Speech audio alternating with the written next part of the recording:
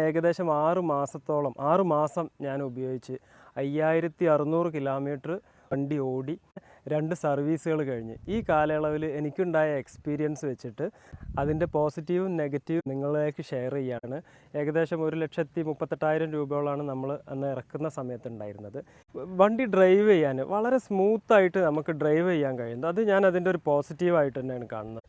ഏറ്റവും ചാർജ് കുറഞ്ഞ് 0 വരെ ഓടിയപ്പോൾ എനിക്ക് ലഭിച്ചത് 85 കിലോമീറ്ററാണ് ആവറേജ് ലഭിച്ചത്. നമ്മൾ ചാർജിന് നിർത്തുകയാണെങ്കിൽ 4.5 മണിക്കൂർ കൃത്യമായിട്ട് ഫുൾ ചാർജിന് സമയമെടുക്കും.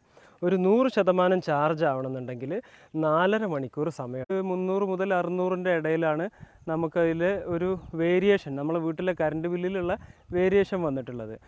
മാത്രമല്ല പെട്രോൾ എക്സ്പെൻസും അതുപോലെ കറണ്ട് ബില്ലിന് വേണ്ടി വരുന്ന എക്സ്പെൻസും വെച്ച് നോക്കുമ്പോൾ ഈ വാഹനം ആ നിലയിൽ എക്സ്പെൻസ് വെച്ച് നോക്കുമ്പോൾ വർത്തിയാണെന്നുള്ളതാണ്